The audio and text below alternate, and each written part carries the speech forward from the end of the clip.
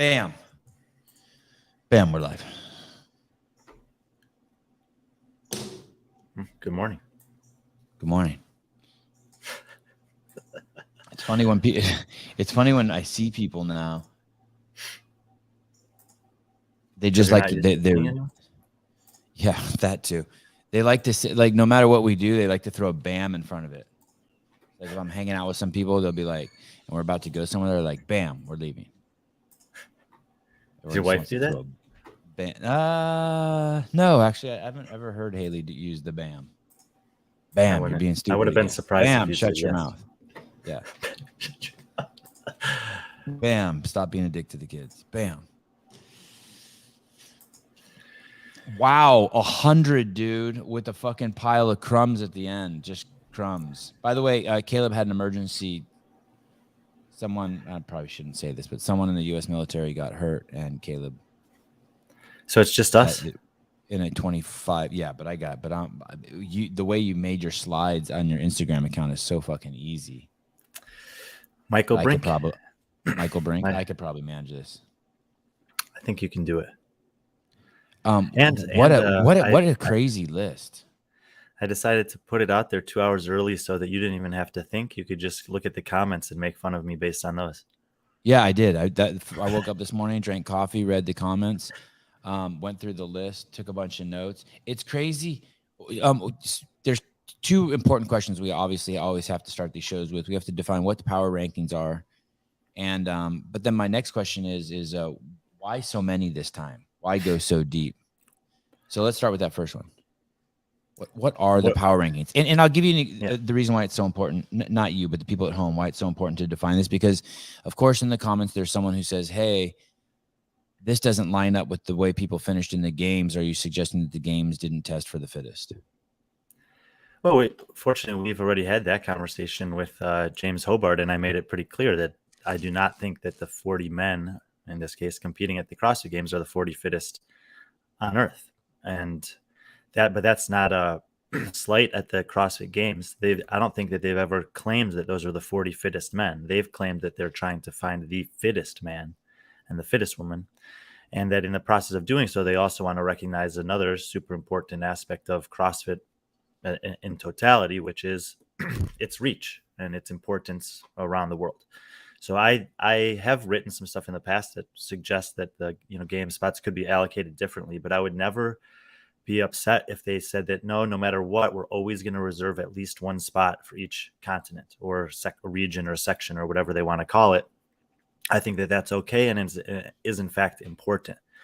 The times that it becomes kind of unfortunate or sad is like when something like what happened to Keelan Henry happens this year. I actually think Keelan Henry might have done decently well at the games if he was able to compete, but he injured his hamstring in training the weekend beforehand, like their last kind of training session, and he hurt his hamstring. So we didn't get to see the one representative from Africa compete this year.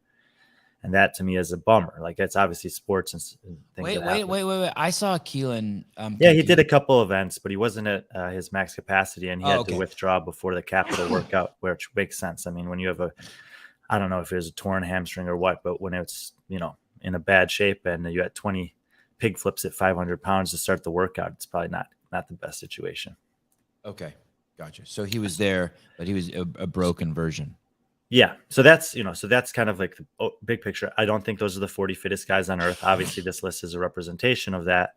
But that's not saying that that's a problem. Like CrossFit has identified what they're doing in their qualification process and why. And, if you choose to play or weigh in on it, then you just have to keep those things in mind. But to your question, what are the power rankings? So I think we have to just consider the CrossFit Games to be the end of the 2022 season, and that now everything going forward from here is a preseason leading into the 2023 season. And there's some competitions that are somewhat relevant that will start soon. The Butcher's Classic and the Madrid CrossFit Championships probably being the first ones. And then, of course, we'll get to some of the bigger ones with Rogue in Dubai. Filthy 150 is going to be back this year. The Down Under CrossFit.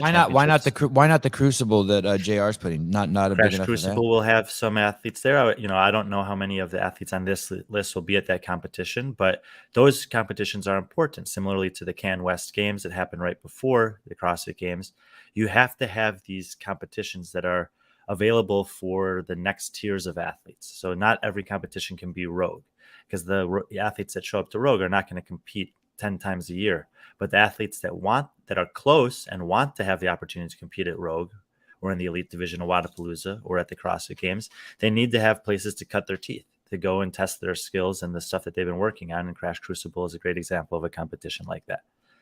And then of course those competitions obviously have the opportunity to grow over time, JR's, well, most people on here know him. He's a very good programmer and he's forward thinking in that regard. And the test is always pretty stout. Even the online qualifiers for that were pretty tough workouts. So power rankings in this case, yes, is a preseason's power ranking for the 2022-2023 season. Obviously, I'm factoring in the things that these athletes have done recently, but also over their career. I'm factoring in their age and I'm factoring in their future potential. So in some cases in the list, you'll see guys that are 10 or 15, 10 years younger than guys that are close to them on the list. And even though the guy who's 10 years older has outperformed them this season, I will think that the potential of the 22-year-old guy is greater this year than the 32-year-old guy. And so I might put him ahead of him on the list. So it's forward thinking, but it's leaning on a lot from the past. Going back to what you first said, and I'm still not sure I fully grasp what the power rankings are, but would you say that within if the CrossFit Games aren't the 40 fittest men on the planet, would you say that within reason, whatever that means, it's the 20 fittest men on the planet? Yes. Yeah. Okay. So for example, there are two athletes that I included in these power rankings in the top 20 that did not compete at the games this year. And those are Samuel Cornway, who was competing on a team, and Scott Panchik, who got injured and was unable to compete. Wow. So the rest of the top 20 guys, so the other 18, all finished inside the top 20. Okay. But not in the exact order. Not in the exact order, no. What about why is not Senior Froning? Someone just lost a bet, by the way. Did you read those comments? I did. Why is not Senior Froning in the list, and yet people like Angelo, Samuel, Scott Panchik are? So I tried to include people on this that I think have that might compete as an individual this upcoming season. I think Cornway will. I kind of think, I don't know if Angelo and Luke Parker will or won't. I don't know. I don't really know what's going to happen over at Mayhem, but I think I would like to see Angelo compete as an individual again. Obviously, he made the last chance qualifier the last time he tried, 2021 season. That would be cool to see him compete again. Someone asked about Luke Parker. I don't know. I don't know if Luke Parker, if I knew for sure he was competing individual, I would probably have him on the next 25 list. There's a couple of guys on that list that I think probably don't even need to be there. But I'll just say this as a disclaimer up front. Like, I can look at this list this morning and I can look at it tomorrow morning and the next morning. And I'm going to you're always going to second guess certain things. So I just kind of made this list last week. I looked at it 2 or 3 times, fresh minded. And then I just put it away and I said, you know what, that's the list. And that's what I'm going to go with. And I could you could always, like I said, make another little change here or there or whatever. But I think this is a pretty good representation. I tried my best not to forget anyone. Some people scared me this morning. They're like, where's Griffin Raleigh, or where's Matt Poulin? And I was like, oh shit, did I forget those guys? But I didn't. Right. I don't think I forgot them. No, you didn't. I saw both of them. I just looked through. I saw both of them. Someone said, what about James Newberry? I don't think James is competing as an individual anymore. I don't know that for sure. I didn't reach out to any of the athletes. This is just me doing research around the world, trying not to forget anyone.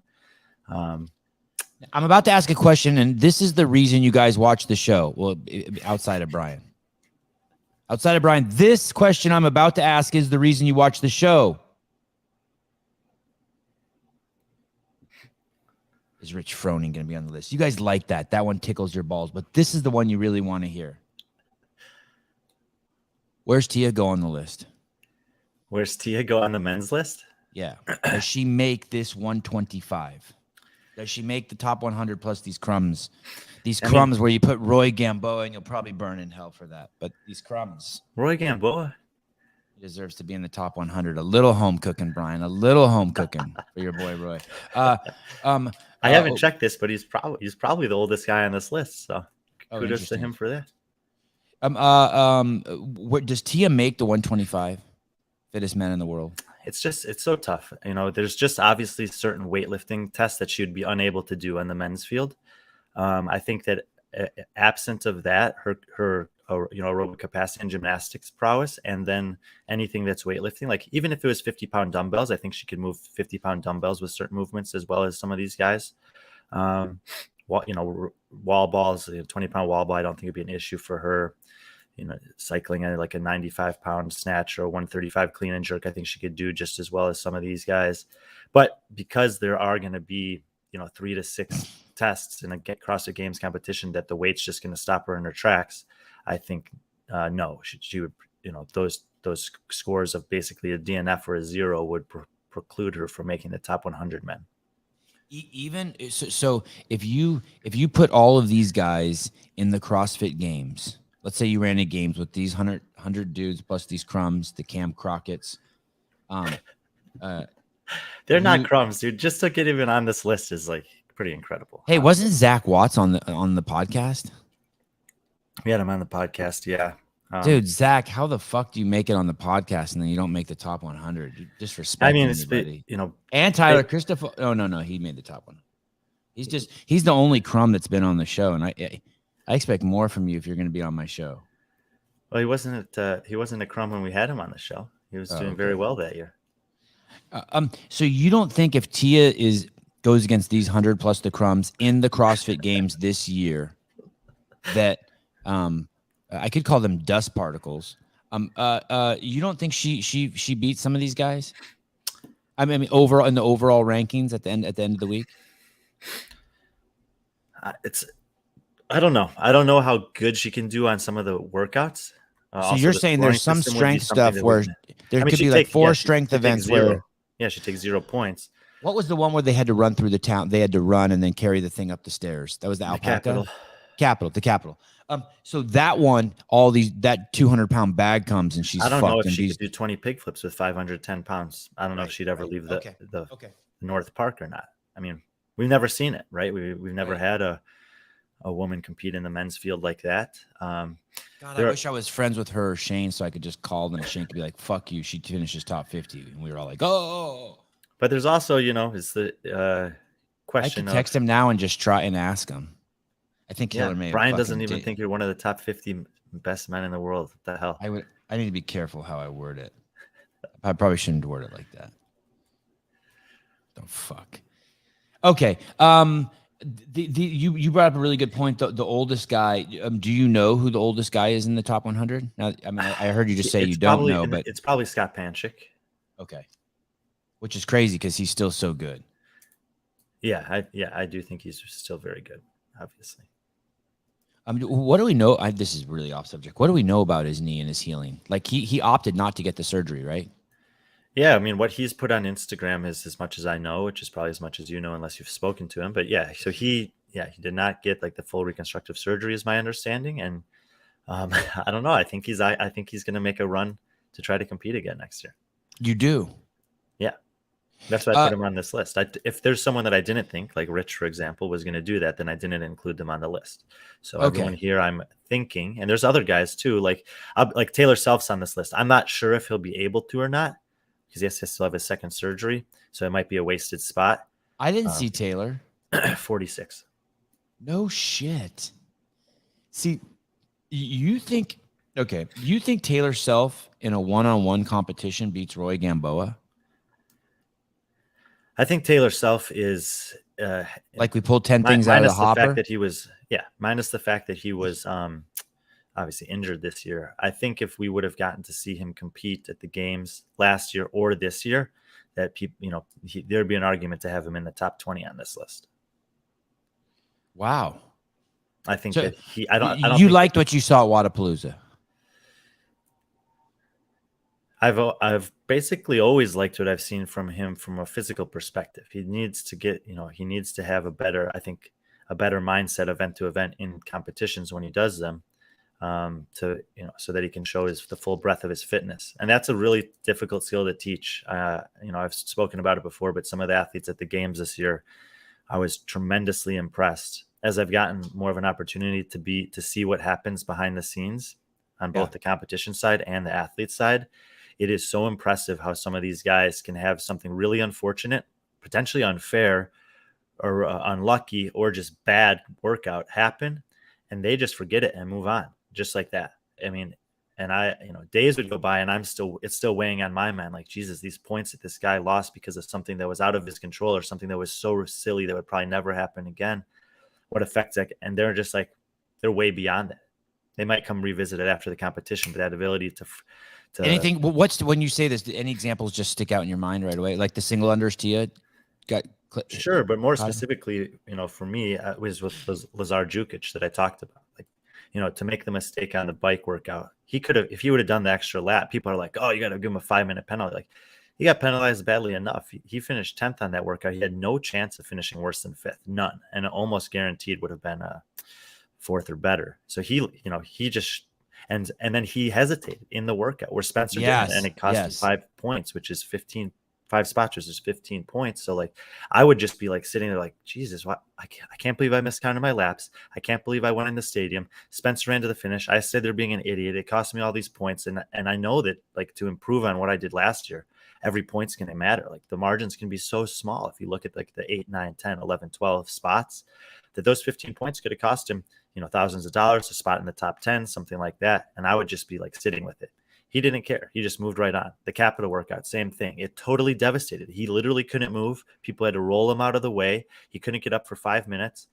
And he posted on Instagram as soon as he could a little picture of with a little grin and said, I'm fine, ready for the next one. And that's the mentality that you have to have, that I haven't always seen Taylor have, that's, I think, held him back from being on a platform where people could see the extent of his fitness. Oh, I hope Taylor's watching this. I know he just fucking stood up out of his chair. He's like, fuck you, Brian. Hey, so this is a great example Brian just gave us, by the way. So we're looking at the top 10 right here. And in the CrossFit Games,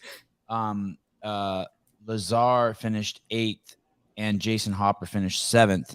And yet when you look at Brian's list, Lazar is higher than Jason, and you might say, why don't you trust the games? And then Brian just explained it to you. No, we have, when you take in other event situations that happened, like the bike event, and Lazar's behavior and get up and go at the Capital event, he puts him higher. So these are pretty damn good. Yeah, but there are other factors for sure. Like, I look at their overall competition history and what they've done in all of the competitions that we've had a chance, or relevant competitions that they've had a chance to compete in that I'm aware of. And then I look at, I look at their age, which in this case for both of them, I don't think the age is a hindrance or really a bonus. They're both 24, 26, something like that, where I think that this year, I mean, this is for this year, right? So I think that this year, doesn't Lazar seem so much more mature than Jason Hopper? I would say yes, but Jason, I think, is coming along a big way in that regard. Lazar seems more mature than me. He's a fun loving. He's a fun guy. I don't know. Yeah, he's got a good maturity, good head on his shoulders, but I think that he kind of always has. I mean, you can think even back to 2019, he had the chance to compete at the CrossFit Games that year, and he chose not to go because he said, I don't think that I'm ready to compete at that level yet. And I mean, he maybe had a lot of people would have probably taken the opportunity. It might be the only chance you get to go, but that wasn't how he was thinking about it. He was thinking, no, when I go there, it's something I want to go to compete. And when he's finally did show up, he has been competing, and that's backed up by 2 top 10 finishes. Why? What inspired the 100? What the deepest we'd gone before was 40, right? I think, yeah. So that was for the games rankings. I think I had done 30 and then 20 like earlier in the season last year. And so the 100, I think, is just the sport. I feel like the sport's getting to be a little bit more exposure. The media in general is like diving deeper and having more scrutiny and analysis. And so even though I probably could have done 100 the last couple of years, I don't think it would have as much meaning for the people that were receiving the information. Now I think that even with the 125, there are people on Instagram and around the world that will see some of the names on that list and have, you know, strong opinions one way or the other about them, because there's just more recognition of the second, third, fourth, fifth tier of athletes. And I thought that, you know, when I did do one of these for the women also, we can do that one, I think, pretty soon. But I thought that it might be harder on the women's side to come up with 100 or 125, but it wasn't. When I put down all the lists of women that I thought might be considered for the top 100, I had over 125 names there also.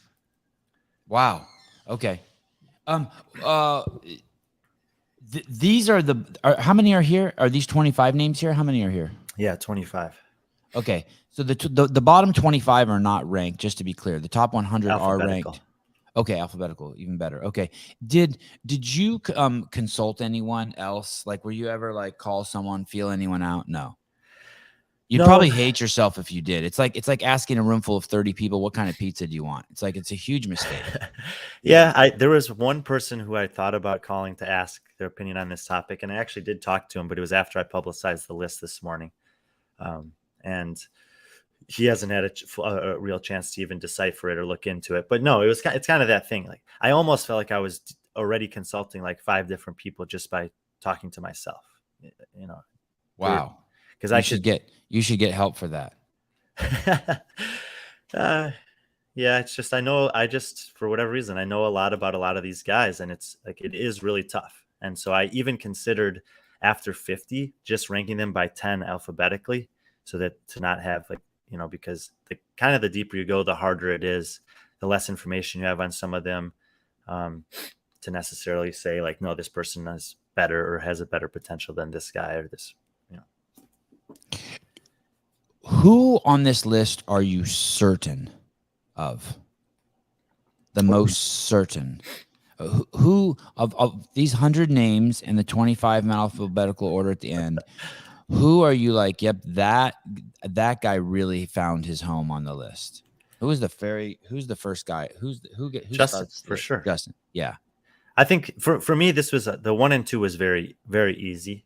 And, you know, I know some people are curious about the 3 compared to the 4, but the 1 and 2 was really easy. I mean, Justin, I said it after Rogue last year. I'm going to have him first on my list until someone proves to me that they can beat him in an elite level competition, which basically means the games, Rogue, Wadapalooza if he shows up, or Dubai if he shows up. Outside of that, I don't think anyone can overtake him for the 1 spot until they beat him, probably at Rogue or the games. I don't think he's going to do a lot of off-season competitions again. You don't? No, I mean, maybe he'll choose to have some fun and do a team of 3 at Wadapalooza with some buddies, but still, that also doesn't strike me as his persona. I think that he, you know, I don't spend a lot of time talking to him, but he's always been super gracious when I have. And I spoke to him after he won this year, not like very shortly after he won. And I think that it's pretty obvious, just the mindset that him and Adam have is that their intention is to win the CrossFit Games. I think Rogue it's a good place for the highest level competitors on a in terms of the yearly calendar, because of where it falls, where you can leverage a little bit of the fitness from the games, as he'll show up there pretty good. You can take a couple months off if you want to, or back off a little bit. But I think Justin is extremely aware of the level of competitor that he has to beat to win again. And I think that will most likely be their focus, is to, after Rogue, get back into a training with that singular mindset. You're honestly going to tell me you don't see any fucking, look at this, any similarity between the bearded Huron baboon and Justin Medeiros? You see that, right? I mean, with this picture of him, yes, I see that. Yeah, I think everyone can see I mean, this is a fucking primal man. It is. And you know what's actually something that I noticed? Look at even his ears my ears don't sit on my head like that. Look how his ears are like, it looks like someone took Photoshop and rotated his ear on his head. I think he has a pretty big head. Like, it's square, it's big. And all these dudes have fucking heads. Vellner's head looks like a fucking watermelon. Well, maybe not all of them, but I noticed Fikowski's got a giant head. He's a big guy. I bet you Colton Mertens has to like use the last fucking snap on a. Oh, Roy Gamboa's got a 2 watermelon head, suitcase head. They're all fucking. I wonder if it means these guys are all smart too. Seriously, I mean, look at Justin's ear on his head there. It doesn't look like it was rotated in Photoshop. You see what I'm saying? Is it maybe a product of just wrestling? I don't know. Fuck. Okay. Last baboon. We got 100 guys on this list. You want to talk about Medeiros' ear? Yeah. Good point. This is just way off, and this is why you wish. It sucks because I asked such great questions like Tia Toomey, and then I'm going to go here, and I know most of you guys are going to tune out here, but this really caught me. Where is it? Ben Smith. Okay. I'm just going to go. I want to look at Ben Smith where you push Ben Smith here really quick. Okay. And I full disclaimer, I've started like Ben Smith was never really on my radar ever, even when he won the games, and he's skyrocketed onto my radar. The last 2 interactions I've had with him have been like so pleasant. We're cruising down to 41st through 50th. If you guys want to, you guys can either watch the show or you can open up your phones. This is on Brian Friend Instagram. Let me see where Ben Smith is here. He's pretty low on here. He's in 72. How did you know that so quickly? I made the list, and I have it open on my computer right here. Okay. Oh, interesting. Okay. I made a mistake already. I thought you had Christoph higher than Ben Smith. You don't. No. But look at Ben Smith is 72. You're telling me Ben Smith can't beat Jack Farlow? I like Jack Farlow. but in a hopper. You're telling me Ben Smith can't beat Con Porter in a hopper. Like we just pulled to buy a hopper. I mean, you just pull random 10 events out of the. Ben Smith can't beat Tudor Magda, Colton Mertens. Oh, wow. Will Morad. Ben Smith can't beat Will Morad. No, what are you talking about? Will Morad. I mean, Will. If you're a fan of Will Morad, you should be upset at how low he is on this list. All right, fine. Okay, so you like that. So Ben Smith's career is waning, is what you're saying, even though he said he's the fittest he's ever been. Yeah, but he's basically has said the same. You know, it's like I feel like I'm the fittest I've ever been, and that's I'm finishing 12th in the semifinals or something like that. He's the best dude who's lowest on the list, whatever that means. I don't even know what I'm trying to say there, but I don't know. Josh Valachama's right behind him. Who? You ever talk to Josh Valachama? No, Joshua. Who is he? You would like him. What country is he? From the UK. He was on the CrossFit Invictus team that took 3rd at the games this year. That's a hell of a last name. He's the only guy on the list with a hyphen in his last name. There are a lot of good guys on here, man. Okay. You don't think Christoph's a good guy? I do think Christoph's a good guy. I think Christoph's a great guy. Awesome guy. Manages a lot. Competing and having your chick compete is crazy, especially because there's this vibe that he manages her, but then he also has to deal with his own shit. Yep, they make it work pretty well. Yeah. I wonder how she would feel if he also had another girlfriend who managed him. So he managed her, but then there was another girl who managed him. Okay, the only guy on this list that I really know, the only people on this list, so here's some names I've heard of. Luke Fowler, Zach Watts, Roy Gamboa. Those are the only guys I know. Oh, Alexander Ilin. Okay. Was it hard? Was it Branislav Lenkovic? Yeah. You haven't heard of Drew Wayman? No, not Drew Wayman. Okay. But Branislav, I remember because last year we had fun with his name. That's what I remember about it. Is there is this hard putting this list together? Yeah, very hard. This last 25, are there like 50 dudes or 100 guys where you're like, well, shit. Yeah, like I said, there's guys in this group of 25 that not like looking at it today. I'm like, I shouldn't have included them on this list. And there's other guys that maybe would it be better to put there. But like I said, once I put it out there to the public, then people message me or DM me or add a comment or other stuff. And then I think about things differently. And it's, it's not that difficult for someone to say a name and for me to justify it. Like I could make an argument for most of these guys and for a lot of other guys. So at some point I just had to say like, okay, enough's enough. That's the list. And if I missed one, then I missed one. But I'm trying to do my best to accurately represent the entire, globe, the world of men who are trying to compete in the CrossFit Games.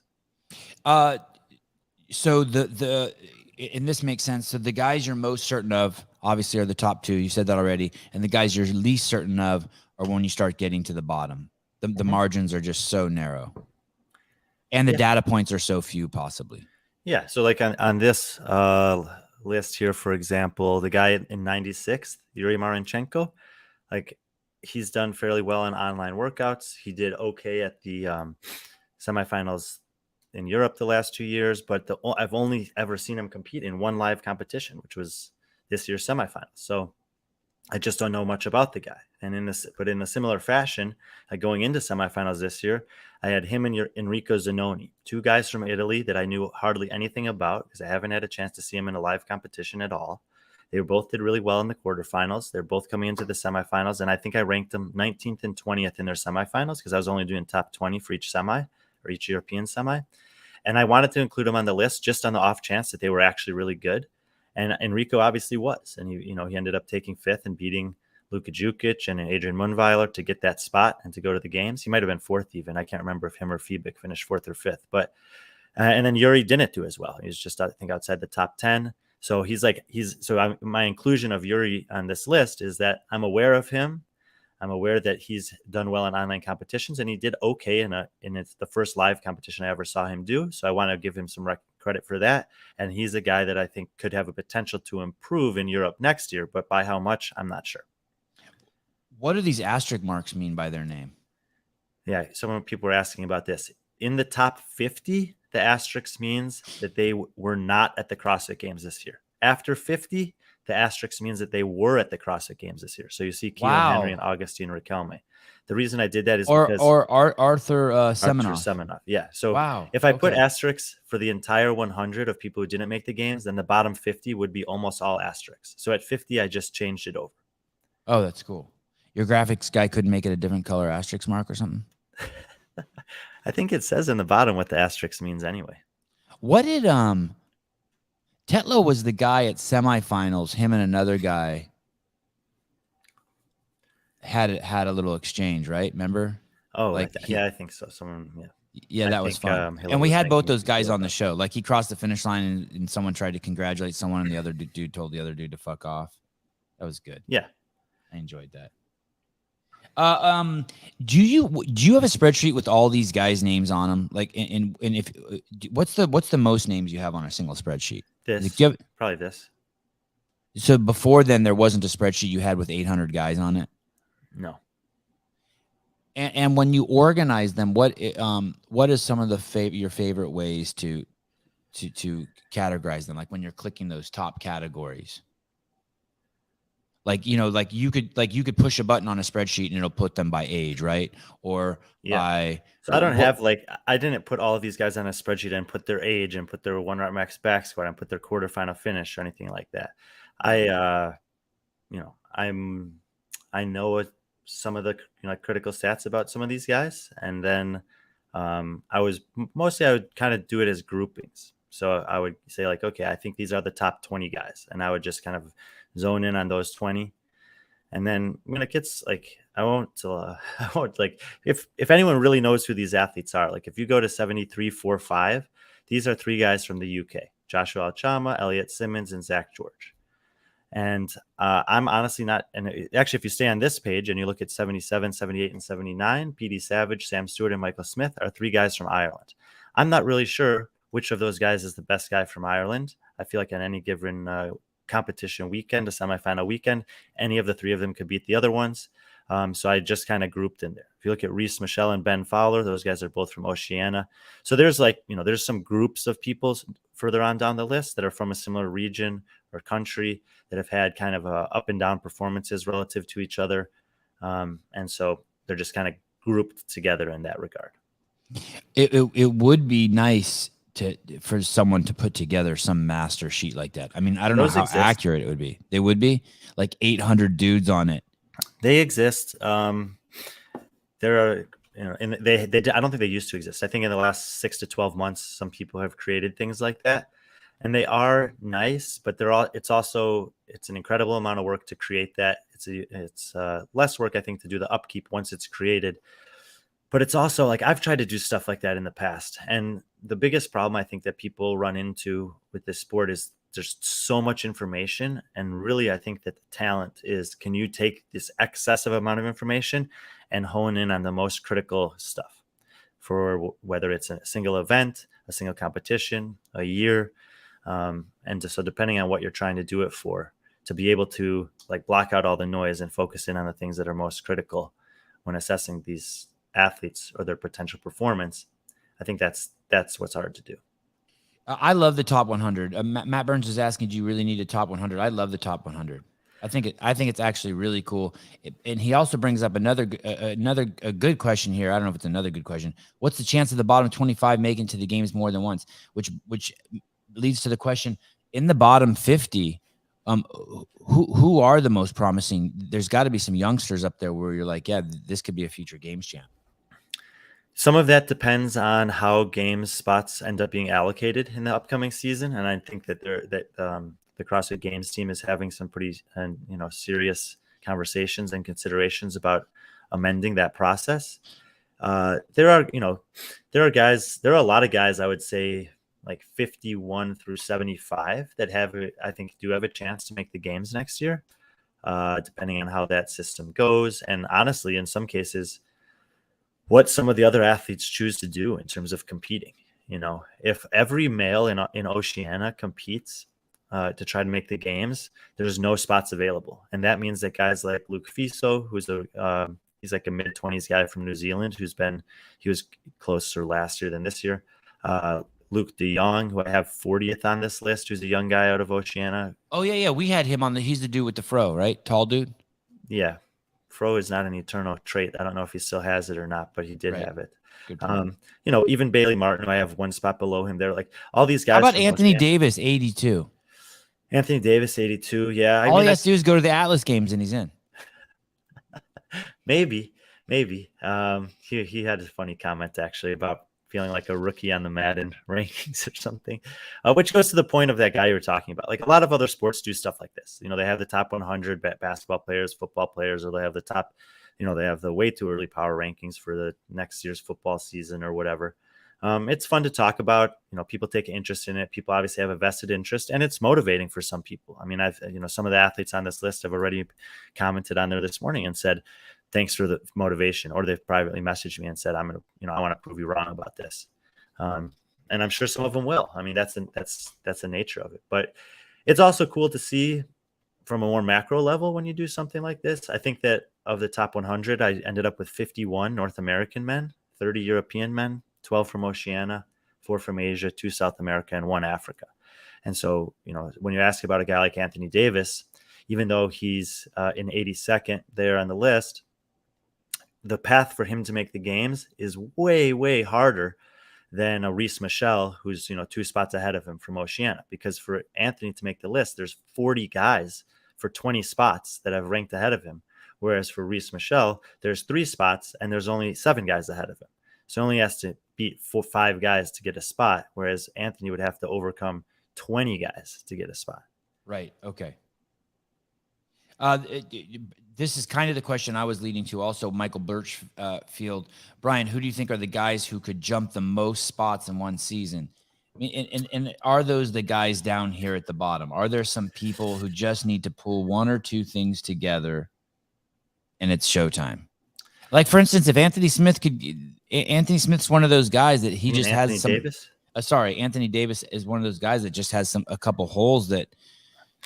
Yeah, Anthony Davis, if you think about Anthony Davis relative to some other athletes that are high up on this list, you might say like, he's a bigger dude. He's fairly strong. He's got some his gymnastics is decent. Yeah, his gymnastics is. Didn't he? He had some like blowout performance that no one thought he was going to do well in, right? Like a pull-up workout or something over something. There was some event he did at the semifinals where everyone was like, "Whoa, what was that?"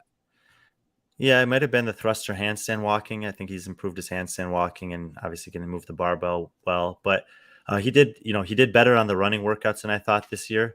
It's just, it's really, really difficult to make it in North America. So if he made the games, that would be an incredible accomplishment. And then if he did something like, who knows, if he had a performance like a Royce Dunn or something and ended up finishing 16th at the games, in the games that might have been heavy towards some of the things that he's good at, he could make a huge jump up this list for sure. Logan Collins, 59. Yeah. That's the kid out of Texas, right? Who was like, he had to like battle to not go to Atlas games. Yeah, probably to his detriment. If he would have gone to Atlas games, he would have, like you said, probably had a better chance to make it. But this might just be a guy, he was a 10th or 11th one year at the CrossFit games. He's had a couple of good performances there. He used to win or be second in the South Regional a couple of years, along with guys like Sean Sweeney and Roy Gamboa. And now he's, I think that the field's just passing him by a little bit. He's still incredibly fit. I mean, everyone on this list is incredibly fit, and but I don't think that it's a good chance he'll ever make the games again. Logan, congratulations! You've made it to the CrossFit Games through the Atlas Games. Unfortunately, you will have myocarditis in 2 years, but everyone has to pay their price.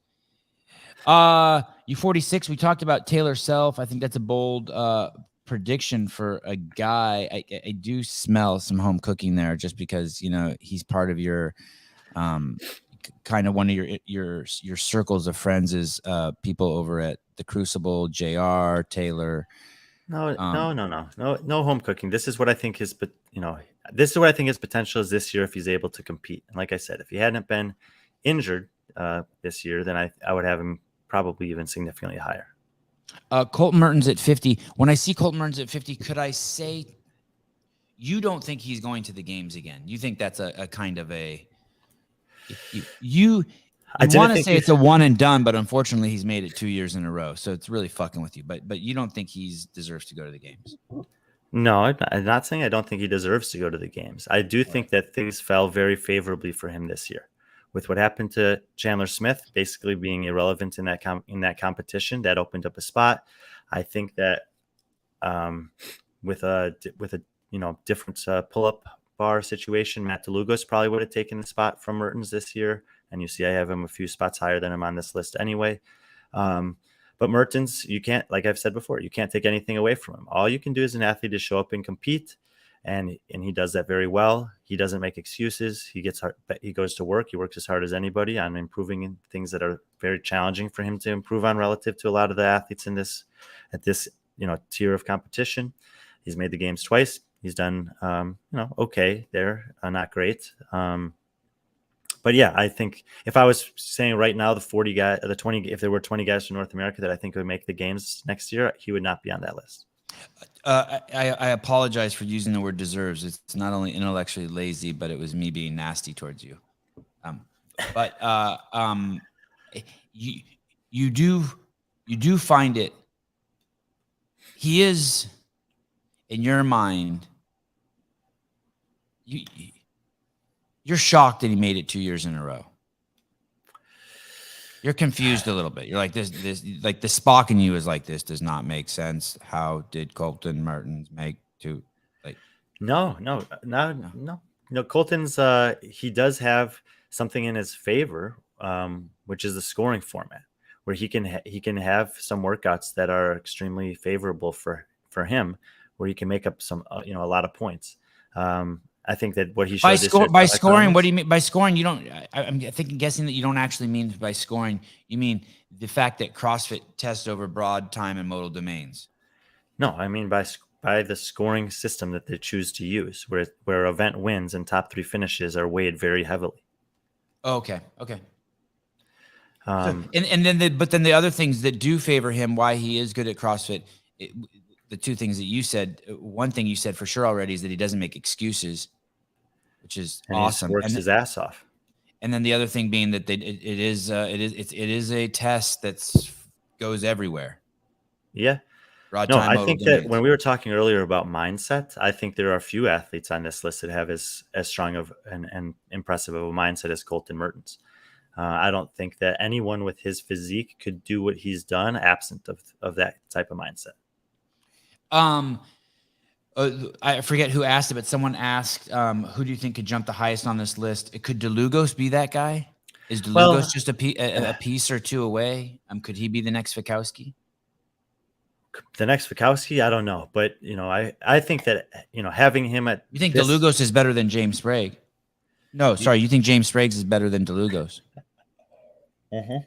Ooh, that would be another fun one to see, wouldn't it? Just like take him out on a weekend and have him go like 7 events against each other straight out of the hopper, Sprague and DeLugos. That'd be fucking awesome to watch. Yeah, that would be that in particular of the matchups that you've suggested over the years with that scenario. That's one that I would actually love to watch. Thank you. I knew. Hey, even a clock that stopped working is right twice a day. Is that how that goes? Let me see. J.R. Howell has sent us a text. Let me see what kind of if he's talking shit to us. Shit froze. My phone froze. And you like that because of their physiques, right? It's 2 big guys. They're two. Oh shoot! I can't have my text up like that. What am I doing? What the fuck is going on here? Checking my text. Yeah, and they're both. The other thing that I like about that kind of matchup is that they're both guys that are on the fringe of making the games, and I think definitely have the potential to. They both have great personalities. They're very outgoing people, both in their lifestyle and in competition. So I think it just would be fun from a personality to competition to even relevance perspective. From JR, and sorry, JR, if I'm not supposed to read this. I'm normally I would never do this, but I'm going to take the liberty to guess that this one is okay to read. All friendships aside, Taylor, when healthy, is absolute savage. So, and then he gives some data points. Uh-huh. Okay. I can't believe I just showed my text message. All my text messages. Hopefully, who's Sevan texting screen grab? God damn it. Son of a bitch. I think I'm in the clear. Whatever. I think I'm in the clear. We could talk about Bill Leahy there. Someone's asking about him. Okay, yeah, I don't even know who that is. Bill Leahy. Tell us once again what the asterisk means. He was not at the games this year. Okay. These guys that are in the top 50 that were not at the game. So on this screen here, Bill, Jake, James, Tyler Christoffel, and Luke DeYoung were not at the games. The other men were. Okay. Bill Leahy, he competed at the MAC this year. He is William Leahy the fourth is what it says on the leaderboard. He goes by Bill. I think he's from Louisiana. He's very young and very raw. He's got 2 years of CrossFit experience, period. Like not competitive CrossFit, just period. 2 years experience. And I think he took 10th at the MAC. He had the world record in the legless rope climb shuttle run workout of anyone across the entire world. He also, I think, won the winner gets second in the workout after that, which is the MAC mile, which was a 25-minute workout. His athleticism is almost unparalleled on this list. It was crazy watching some of the things this guy could do. And if you pull up the MAC, I can't remember what he lifted for the complex, but I was blown away. He's a tall, green bean, skinny guy that looks like he needs 2 or 3 years to put on the muscle required to compete at the CrossFit Games. And I'm pretty sure he lifted 315 or 320 for that barbell complex at semifinals. And when I saw that, I was like, whoa, that's not what I was expecting from this dude. And when he backed it up with a world record by 12 seconds in a 2.5 minute workout, and then also did great on a long endurance grinding strength test with some sandbag cleans. And I was like, okay, this guy's got a really, really diverse and impressive skill set. I also knew that he was relatively raw and inexperienced, and Adrian Bosman is very well aware of him. He actually had him test some of the stuff for the games this year, and use those data points in trying to, in making some of the decisions about what he ended up settling on with rep schemes, time domains, etc. for some of the workouts. I think that this guy, what? Someone just texted me and said, hey, I just want to make sure my name's in your text threads the next time you fuck up and your text pop up. That's good. You called him a tall string bean guy. Now you're talking. That's my kind of talk. Sports talk with Sevan's language. I like that. Yeah, his physique is very similar to DeLugos or Sprague, but his athleticism is beyond that. I just don't, so I have him really high on this list based on the potential, not on his performance last year. Obviously, 10th in a semifinal in North America would put you about 40th, and I have 51 men on this list. So that put him down on around 80th or something overall. But I don't see. I think this guy is going to, turn some heads next year at semifinals on the trajectory that he's on. I think he has got a good chance to make the games next year already in only his third year doing CrossFit in the most competitive continent in the world. And so we'll see. But yeah, I'm very high on this guy. Is this him right here? Am I looking at the guy? He's very like nondescript. He just looks like an English dude. Just regular, just dude. Yeah, he looks young too. But I don't think that's him. No? Is that not Saxon?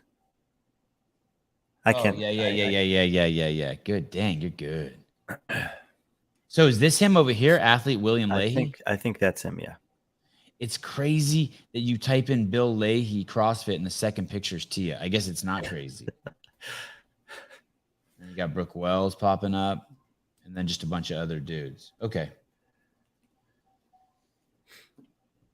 Yeah, because he's relatively unknown. He hasn't really done anything notable from the normal perspective. But this is sometimes I watch a competition. I mean, Luke DeYoung is another example of this, and we didn't get to see him compete this year at all because of injury. But 2 years ago at the Torian Pro semifinal, when I watched him compete, I was like, "There's something different about this guy."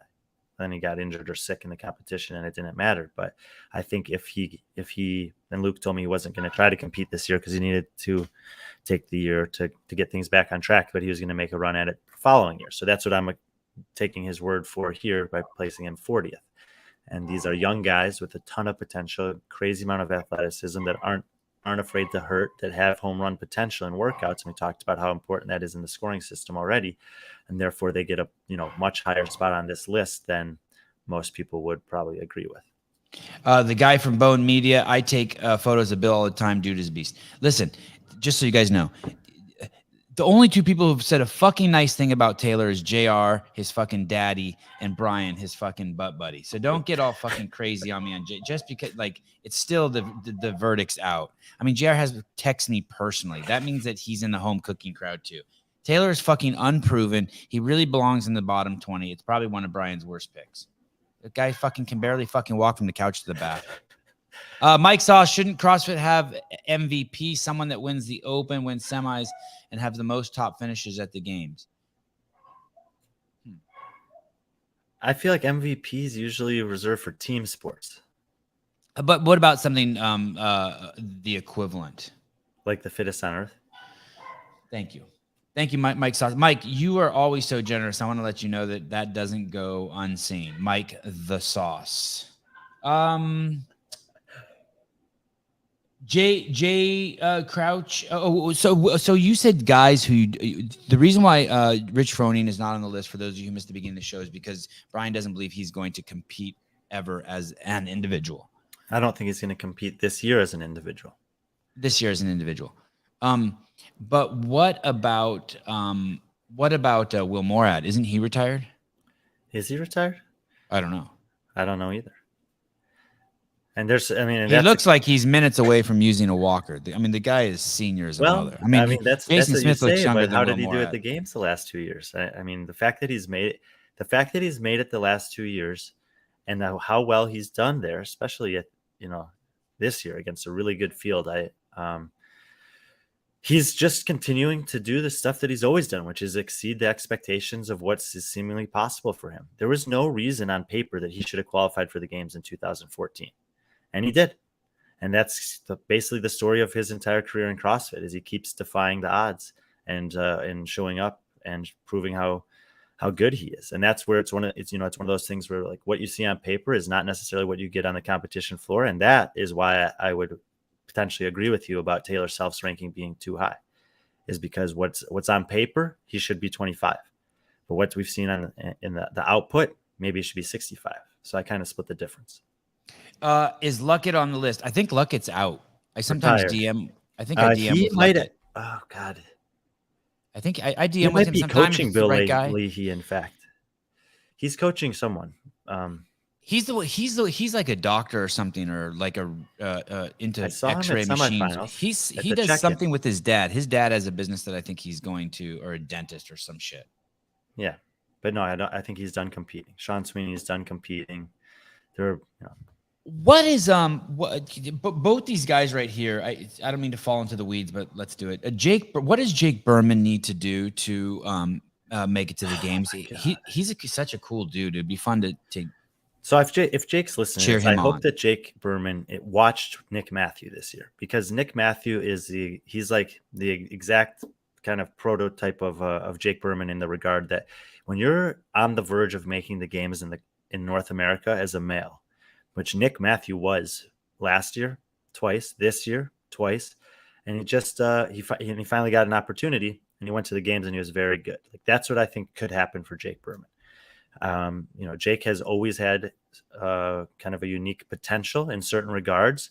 He's obviously improved on other things that has made him very relevant in these competitions. I mean, he barely missed making the games twice this year. One spot out. What do you mean the last chance the semis and last chance qualifier? Third at last chance qualifier. Nick Matthew was sixth at semis, fourth at last chance qualifier. Now Nick got the backfill because Phil Toon failed his drug test, and so he gets to go to the games. And we all saw what happened with Nick Matthew. Like, that's the hope. That's the thing that I would be holding on to if I was Jake. Was like, this guy was so close last year, and he just kept fighting and grinding, and he ended up getting his chance this year. And that's what I see for Jake going forward. Is like, he's right on the verge. This is the time in his career that he can take advantage of that. And if he's able to put together a consistent training year this year as he was last year, that he should be showing up to semifinals next year, believing that one of those spots is his. So I'm going to go out on a limb and say this. Jake Berman is a guy who's 34 because of the tools he has. James Sprague is 35 because of the potential you see in him. I know that's a little harsh, but I feel like I'm onto something. Yeah, I think Jake is 26 years old and James is 20 years old. So there's definitely a gap in maturity there. I mean, the male body just continues to mature between 20 and 25, 6 years old. That's, the case for most. Some people mature a little earlier, later, whatever. But no, I think that really they're in a similar spot where both of them are like, they're good enough to make it. It's just a matter of, kind of like with the Colton Burns, of things falling their way. In the men's field in North America right now, with the current allotment of game spots, like I said, I think James Sprague is 2 years away from being a coach. A coach? He's already coach. He has his coaching business. Yeah, I think he's 2 years away from being a full-time coach. Okay, mark that down. Let's see what happens. But yeah, I think he's 2 years away from being a perennial CrossFit Games athlete. Jay Crouch, love the guy. I want him to. The only reason why I wouldn't want him to win the CrossFit Games is because I don't want to take it away from Medeiros. But fuck, I'm so high on Jay Crouch. Did he underwhelmed me a little bit at the games. I don't think it's his fault. I think it's just because I like him so much. I just want him to do well. What are your thoughts on him? Is he going to go up next year when we're doing this power rankings? Will he be higher than 31 or lower?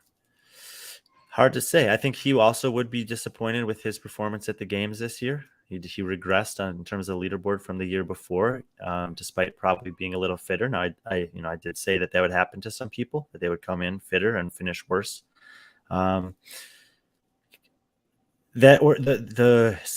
Oceania men's gets 3 spots again next year out of the games, if it's similar to the games, if it's a similar format, you got Ricky, Royce, Jay, Baden, Luke DeYoung, Bailey Martin. If Con Porter competes, Luke Fiesel, it's really difficult. Jay has proven to be really good in that format, taking first and second the last 2 years, which makes me confident that he can get back to the games. I think that that he can do that despite how difficult it is there. But he needs to have a different performance from a mindset and aggressive, perspective at the games if he wants to move inside the top 20. And it's kind of like, until I see him do that at the games, this is about where I feel like he's going to stay.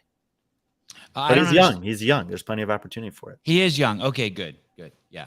Before I go that, do you like his coach, Rob Forte? I don't mean as a person. I mean, he's been with Rob a long time. Yeah, I think that, we talked about this the last time I was on. I think that this year's CrossFit Games was actually more important for Rob as a coach than for Jay as an athlete. And I think that Rob's takeaways and the perspective he was watching the games from this year is even different than he ever did when he was competing. And I think that I think Jay really trusts him. I think they have a great relationship. And I think that what Rob learned this year, that he'll channel that into the way that they train and prepare. And that's like, if they're able to do that, if Jay's able to respond to the stimulus that Rob is going to try to create in their training this year to get to that next level of aggressiveness, of laying it on the line, of attacking workouts when you don't want to, when your body's saying no, that could be the difference for Jay to make a move up this leaderboard. So I think they're a good fit. And I think that this was a needed experience, particularly for Rob, to leverage into the upcoming season to look to make the improvement that they both want. How about Rob Forte as the Adam Neifert of Australia? Decent comparison. I mean, Rob had a more successful career individually. Adam obviously had a lot of experience on the team domain, but kind of second to none. Neifer's a legend. I mean, if there's a Hall of Fame for CrossFit, he goes in there. On the team side, I would say as a affiliate owner, athlete, coach of that team, yeah, and then of course what he's done. I mean, he's got 10 years at the CrossFit Games, right? He would be on a top 100 list of something. No. Yeah, he's special. Yeah, he's special. And Rob would probably also be in the top 100. He's right, the experience that he's had and the accomplishments he's done in the sport. Do you think Jay's girlfriend is a plus or a hindrance to his plus? I think they have a great relationship. Maddie Sturt.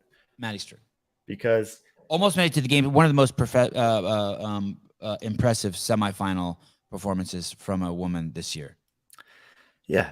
And everything that I've ever seen from them competition-wise, when I've had a chance to hang out with them in person, when we've had them on the show, it seems like it's just a good fit. In some ways, it reminds me of a young Frederica Gideus and Annie Thorsdottir. I mean, they were together. They have been together for 10 or 12 years throughout this entire process. They've made it work where they could both compete. They could still have a great relationship. And I think that, as a lot of people have identified in the last year or two, having a training partner that's of the opposite sex, that's, fairly comparable to you in terms of athletic potential. There it is. Oh, there it is. You asshole. You fucking bitch. Okay. It was 2 or 3 minutes before the show started. And I said, hey, I think I'm going to be late. I'm dropping off a last-minute deuce. Fuck you, hooligan. Oh, my goodness. Apologies to Maddie Sturt and Jay Crouch. Here's the thing also. This is why the other sports, this is why the NBA and the NFL are so fucking stupid. None of your other sports have a show like this. None of them. They would never be talking about Joe Montana's wife.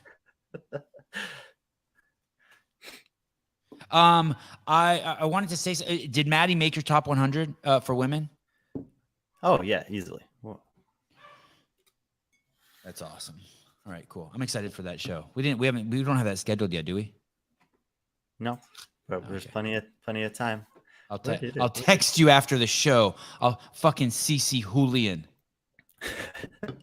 Julian Garcia. Oh yeah, I'm looking at the women's list now. Yeah, this will be a good one.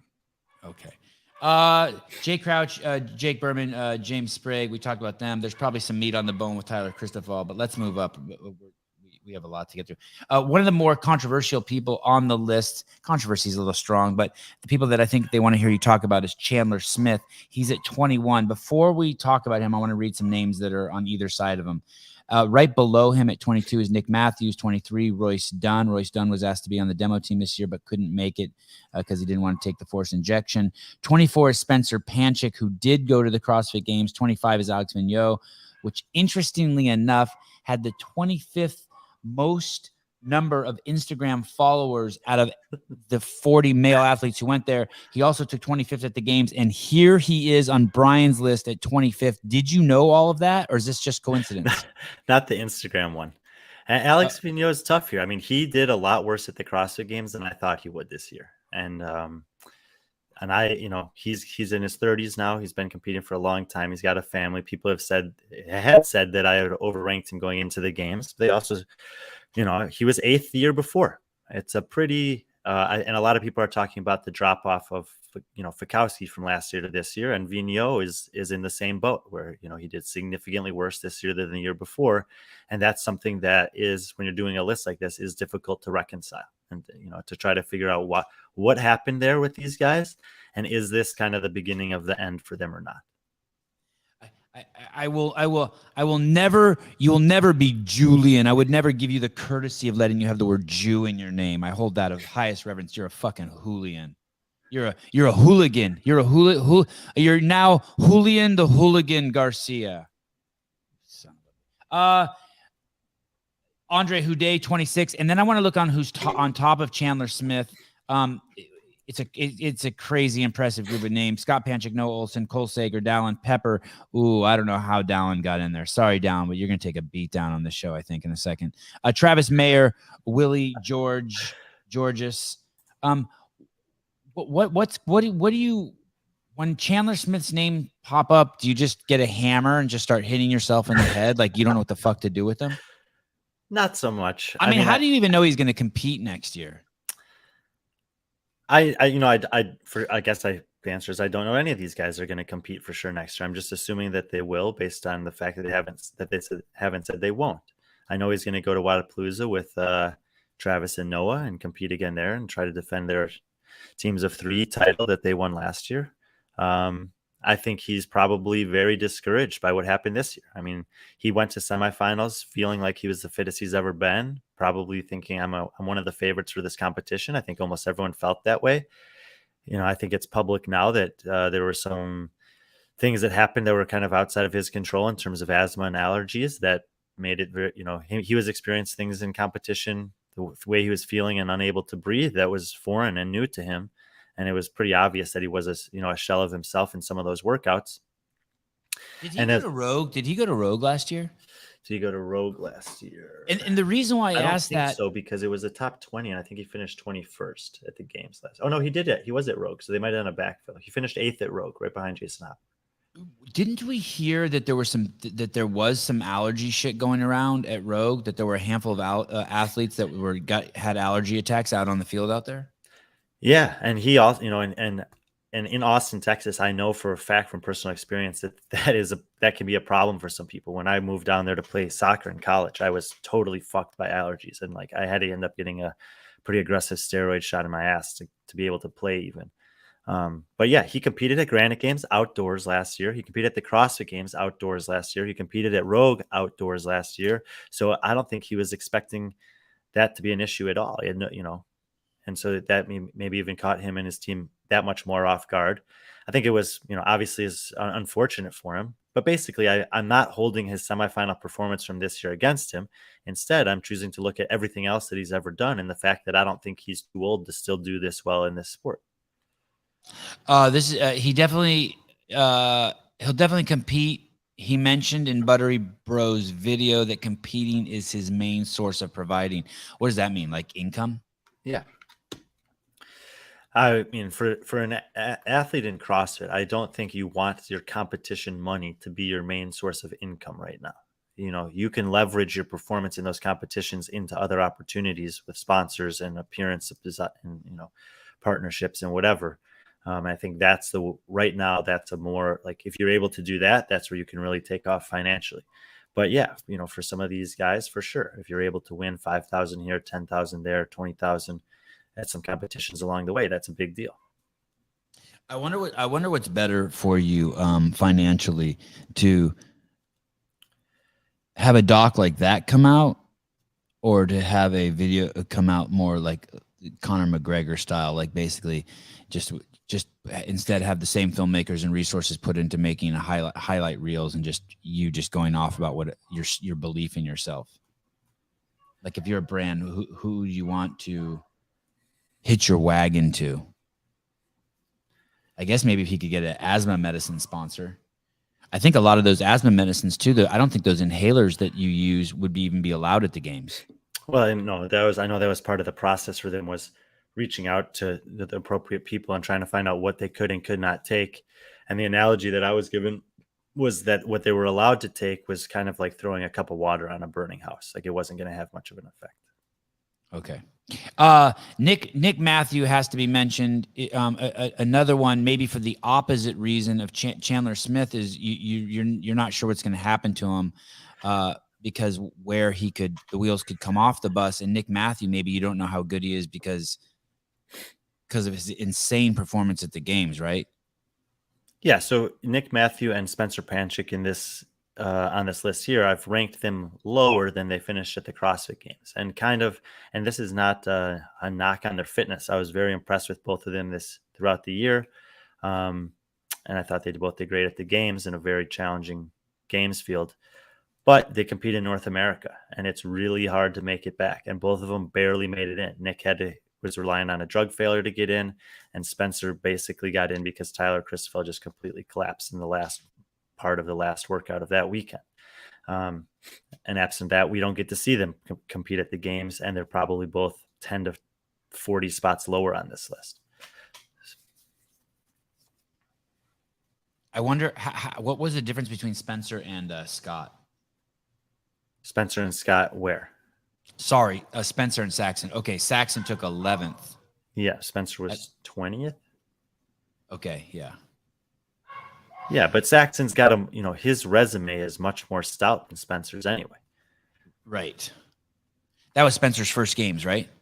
Yeah, and I would say like this is potentially a lenient ranking for Spencer. I think that like every guy on the rest of this page, except for maybe Vigneault, who maybe we've seen the best from him already, has the chance to beat Spencer Panchik next year if they all make the games.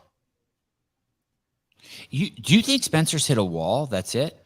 No, not necessarily. I mean, I think that you think Luka Jukic, you think Adrian Munweiler and Alexander Caron are going to beat Spencer Panchik?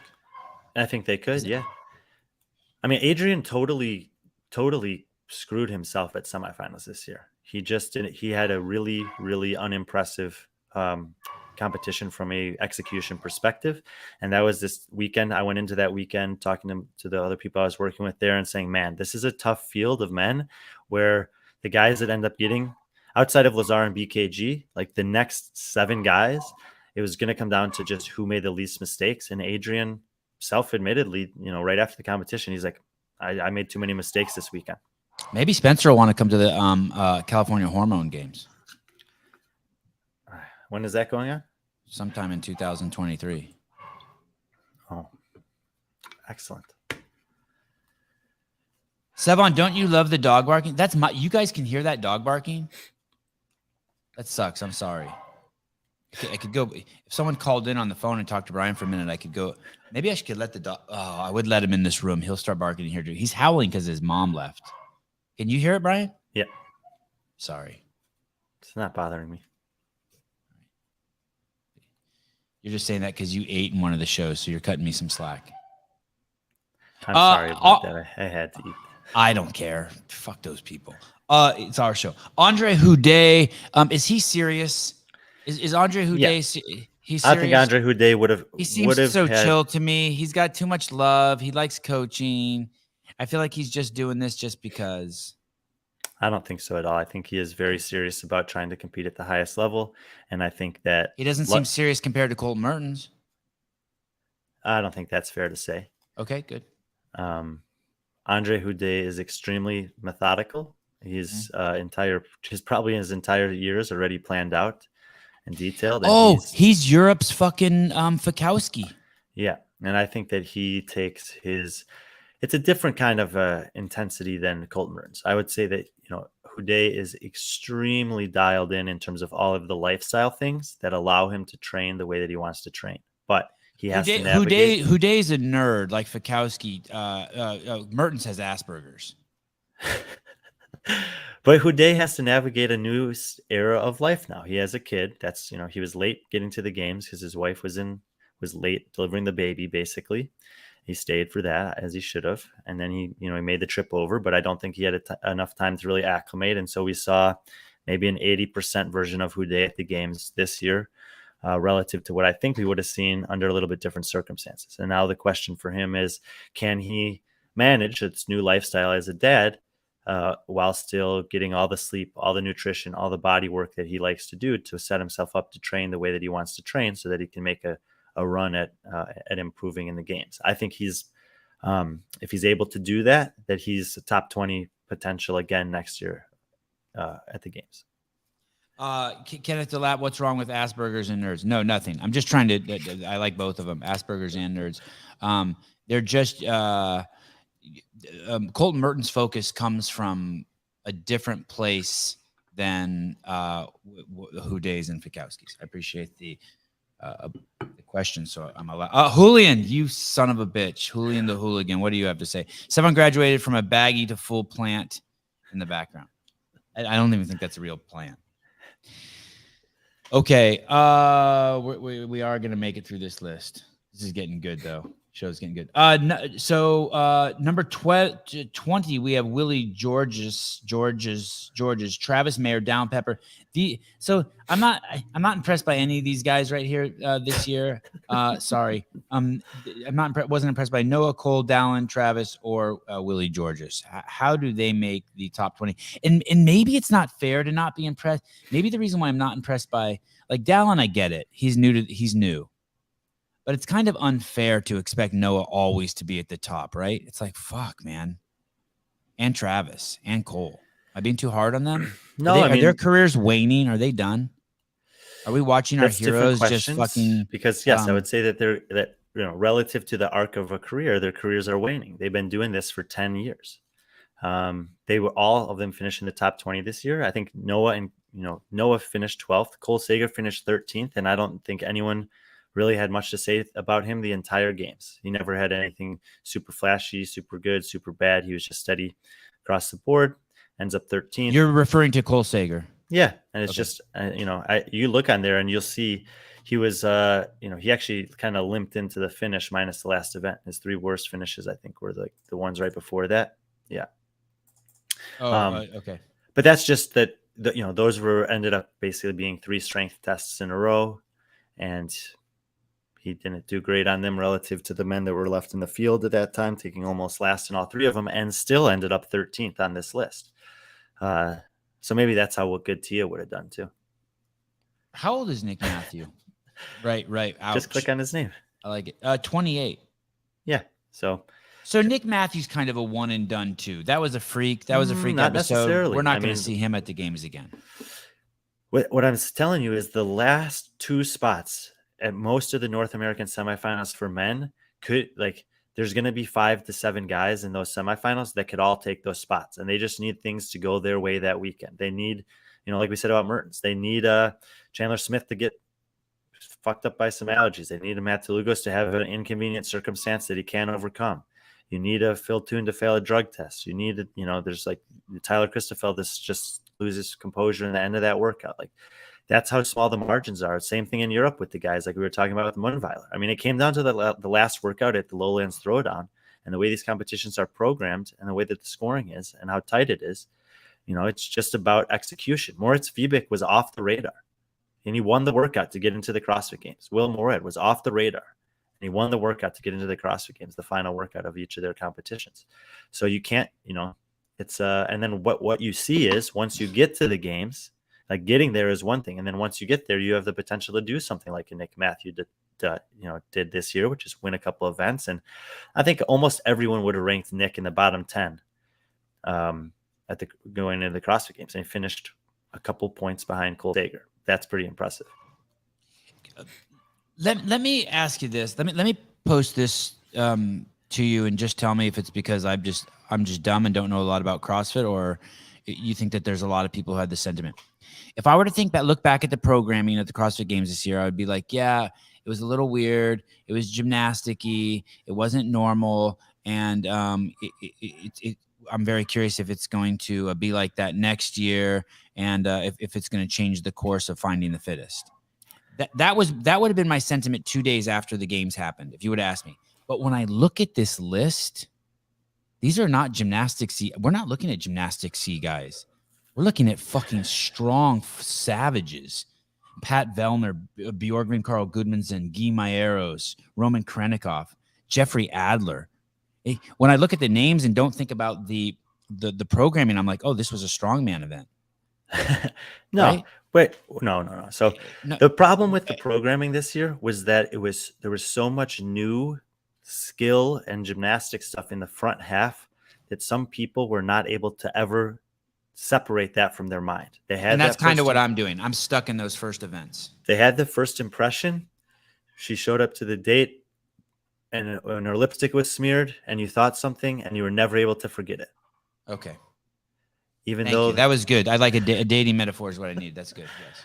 Well, whatever. The first impression weighs heavily, and that's true of human nature in general. And so especially because the shuttle to overhead workout was moved to the second day, when you just had those first 3 workouts on the first day, a lot of people were like, whoa, this is not what we're used to. You have this, and so then they weren't able to get past that. And even some of the athletes that I spoke to after 2-3 days of competition, they would say like, yeah, you could just tell on their face, yeah, it's a lot of new stuff. And they were like using that as a justification for their poor performance. Whereas I saw someone like Jason Hopper, who obviously we know is not going to be thrilled by a ton of high skill gymnastics stuff early in the competition. But after 2 days, he was like, his mindset was like, that was a lot of gymnastics, but there's still 3 days to go, and I'm just pushing forward. Like, that's what you have to do if you're the games athlete. And I would encourage everyone not to make drastic assumptions about the programming when you've only seen 4 or 5 out of, 15, 14 scored events. And once you look back at it, we saw that the second half of the competition was much more heavily weight strength based than the first half of the competition was. And what you end up with in totality is a fairly balanced test. There are elements of the programming this year that were different than what we've seen in the past. But at the end of the day, it was balanced enough that, like, that's why, people make this big deal about Laura Horvath climbing and rocking up the podium. But pretty much everyone picked her to be second or third. And when everything was done, she was third. Right. So we shouldn't be surprised about that. It's just that the workouts that she happened to be great at showed up later in the week. And so you have this storytelling of this incredible surge of Laura Horvath, but it's like, well, you flip the workouts and you're saying the same thing about Emma Lawson coming from 25th and finishing 6th. Okay. Yeah. There's a guy I want to look at here, number 9, and we'll go back down in a second because I want to talk about Don Pepper, but I want to make sure I get to Brent Fikowski as we approach the 90-minute mark. You have Brent Fikowski at number 9 on the power rankings. He finished 16th at the games. Yep. Of the top 10 here who finished at the games, the only name I really see missing is Fikowski. That's the one where you're like, okay, that is a little weird. Like to be honest, if I would have seen Fikowski at 4th and Quant at 16th, that would have made more sense to me. Yep. But instead we have Fikowski down here at 16th. Do we know why he took 16th? Like, is there an excuse? Like someone in his family passed, or? No, I don't think there's an excuse. And I think he did an interview with Lauren Khalil on the Morning Chalk Up that he talked about like a lot about this, and that he would have bet on himself too, and that this was an unusual and unexpected performance. I think that when I was talking about like the nuances or differences in this programming, and we've talked about this a little bit before the last time I came on, is that Adrian wrote some workouts in ways that really took away from the athlete's ability to game or pace the workout, and instead forced you into a different kind of a mentality where you had to attack workouts. And Brent did do okay on some of those. I think he did great on the wall ball dumbbell snatch workout, which was a high level of execution needed, and it was really much forcing the pace. But that workout was mostly about wall balls, and I think he's come up with a way to do wall balls that are very efficient relative to the field, where he's basically catching the ball in the bottom of the squat and then going up from there. I don't know if he does that as much anymore, but he's descending with the ball and then coming back up out of it pretty aggressively or quickly. And that workout was like you saw with Ellie Turner, the rebounding speed out of the bottom of the wall ball, and the fact that she didn't miss any dumbbell snatches is a reason she won the workout. Mostly same with Guy, and Brent did very well. But on a lot of the other workouts, and we talked about this too, where he had an implement or like a swimming or an echo bike that was something that he would usually do very well on, in isolation. It just happened to be in a style of a workout or a row where you couldn't just be good at that thing and do great on the workout. And so these workouts generally masked those like home runs. And I think that Guy was a little bit victim to that this year. Fikowski is a little bit victim to that this year. Maybe Vigneault also. What is that true? Fikowski had a brand new kid this year. Yeah. I guess you couldn't have an old kid. But you don't mention that as one of the possible reasons that. Well, you were asking about excuses. I don't think that he's not a guy to make any excuses. I mean, from all that we know, it seems like he could have made an excuse about his leg last year and that he potentially could have won it if not for that leg injury. But he's never been the one to bring attention to that. That's other outside people that are doing so. And same thing this year. If that's an excuse or something that hindered him in every way, he never has once given off the impression that that's the case. In fact, if you've just followed him on Instagram, it seems like he's been pretty focused and dialed in and getting all the training in and taking care of his body. I think he came into this year's games healthy, but the programming I think was clever in that regard, and the field is very good. Same thing with BKG. He actually, I think, came in physically healthier and fitter this year than the year before, but he finished worse. That speaks to two things: the test a little bit, and also the strength of the field. I think you had Dallin Pepper in your top 10. I know, and that was a misranking. And I understand it was very aggressive. And now you have him 18th in the rankings. Just so I'm guessing what you're seeing is youth for Pepper. For Pepper, but you have him. You have him higher than Chandler Smith. You have him higher than Tyler Christoffel. You have him higher than Jay Crouch. You have him higher than Matt DeLugos, Tudor Magda, Colton Mertens. Is any part? Do you want to switch him? I'll give you time to switch him right now. Do you want to switch him lower? No, I think it's a great spot for him, and I actually think that next year at the games he'll do better than 18th.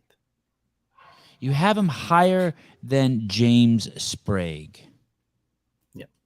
You don't think James Sprague is going to pass him up this year? No. Okay. And then my same thing is for Jason Hopper. You have him at number 10th. Is he really a top 10 guy, or are you projecting that because you've seen him incrementally get better, you think he's he'll stay on that someone was asking about Jason this morning on Instagram and said that's like a homer pick to put him in the top 10. What? Like some home cooking because he's your homeboy. Yeah. Okay. But that's I try hard not to let that be the case when I'm making these predictions. I mean, he took 7th at the games. How come me and this other person can't accept that?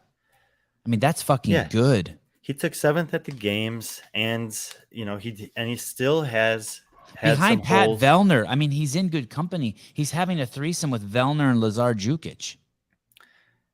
Yeah, it was I don't think that I think that because of how last year went for him, which was so good, such high expectations, and then really embarrassing execution and performance at the games, that's like that first impression thing. That's kind of weighing heavily on people's minds still. You have to understand that Hopper was embarrassed by that in 2021. And so he took the initiative this past year, to change things. He changed his coaching environment. He changed he moved. He changed the way that he was training and preparing and attacking his weaknesses, thinking about workouts. I think that's one of the things that Fraser is best at teaching, is how to approach a workout and how to navigate a workout mentally in the middle of a workout, which I think was something that was necessary in the way that Osman detailed or created some of these tests. And at the end of the day, yeah, exactly what you said. 5, there's a big gap after Adler points wise, but 5 points behind Vellner, that's pretty impressive. Beating Lazar Jukic and BKG, the best guys in Europe, that's notable. And he had some bad workouts. And in those workouts, the things that he struggled with are things that I personally think he can continue to improve upon in the years to come. If you look at some of his worst workouts, the swimming workout, Oh my God. I thought he was going to do so well on this workout. I was watching it, and then in the 7th of 8 rounds, which is the first round that really mattered, he dives into this water and his goggles came off. And it's like, look, what event number was that? Rinse and repeat.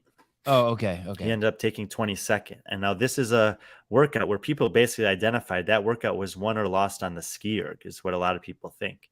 The swimming still is relevant, but if you're a professional swimmer or a competitive swimmer, you should be practicing swimming without your goggles on. That happens sometimes. I used to compete in swimming, and I would dive in the water and the goggles would fill up. And it's like, what are you going to do in that situation? Because you're training for however long for this one race, and you get one opportunity. And if something malfunctions with the equipment, what are you going to do to handle it? And a good coach would have you practice that.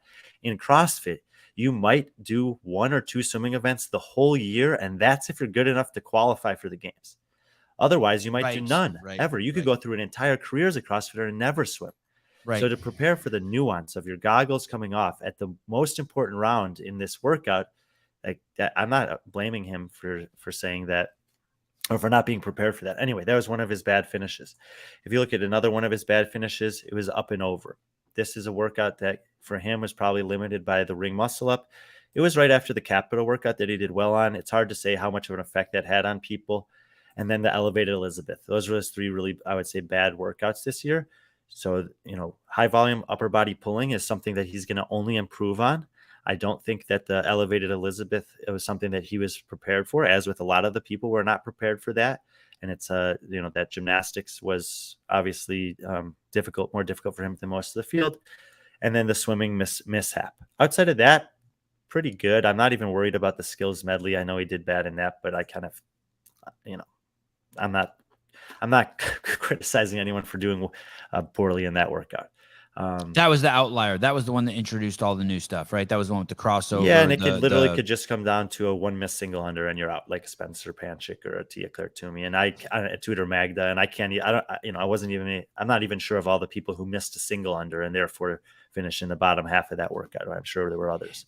I think another reason Jason Hoppers, he was probably outside the top 10 the whole week, I'm guessing. I mean, look at his finishes until the very end. 18th, 8th, 4th, 28th, 29th, 5th, 30th, 2nd, 22nd, 11th, 4th, 6th, 8th, and 11th. I mean, he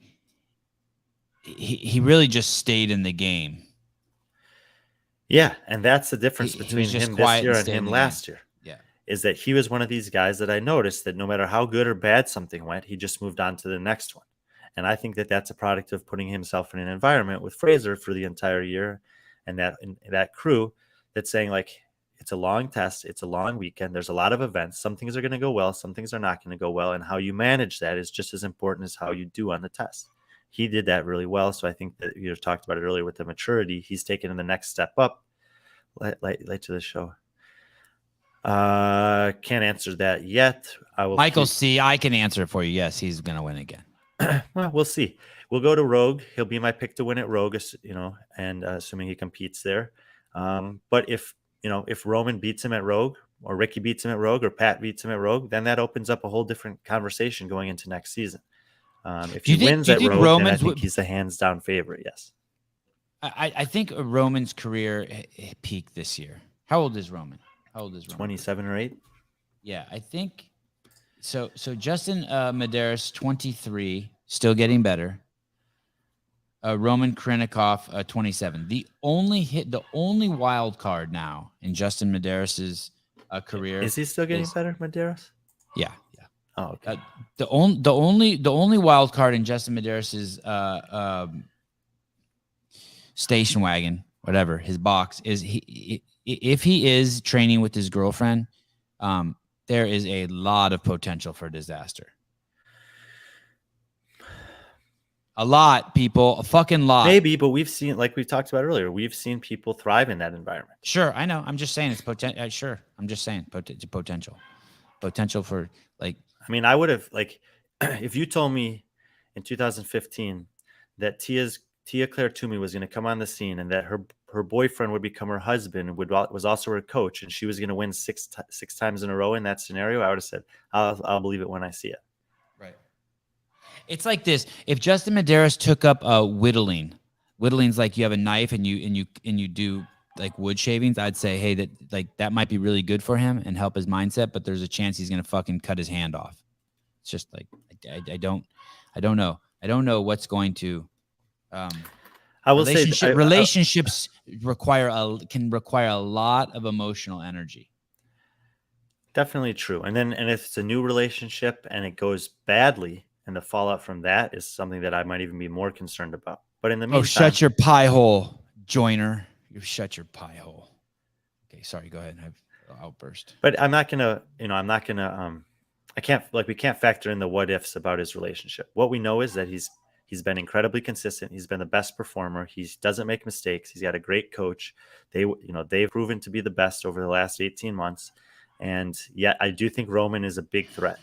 I agree with some of the people in the comments. Will probably really help Ellie. Hey, wouldn't that be crazy if Justin took third next year and Ellie won? That'd be fucking crazy. That would be fucking nuts. And hey, I think it's here's the thing too. More likely that Justin loses than Ellie wins. Oh, say that again. I think it's way more likely that Justin loses than Ellie wins the CrossFit Games. Right.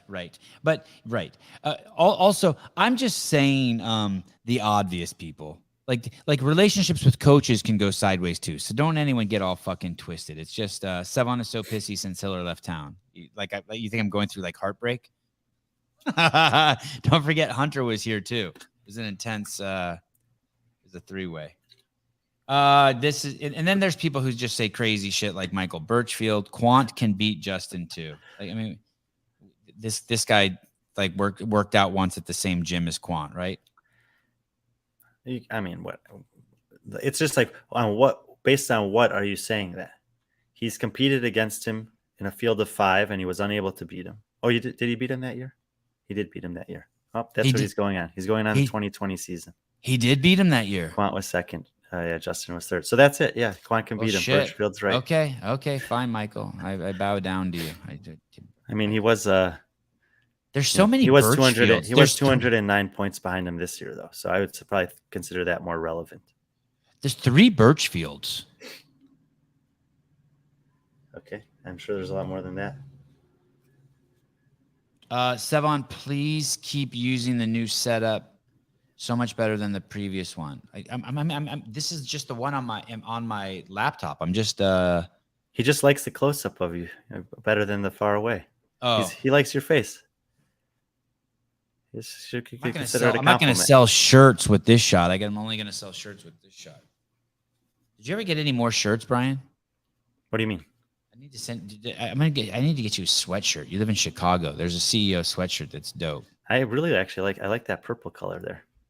I don't even know who made this. I need to find out who made this. I thought it was Travis from Vindicate. Okay. Oh, is there anyone else that we're approaching 2 hours or we're past the 90-minute mark? Is there anyone else? Do we want to talk about Adler, Lazar Jukic, I'll say this. Carl Goodmanson? Yeah. A very difficult placement here in the top 10 was Vellner. And I think yes. I think that's home cooking too. That's crazy. That is fucking crazy, dude. I think way more crazy than the ranking of Vellner third and Ricky fourth is the fact that it's an hour and 37 minutes and you still didn't ask it.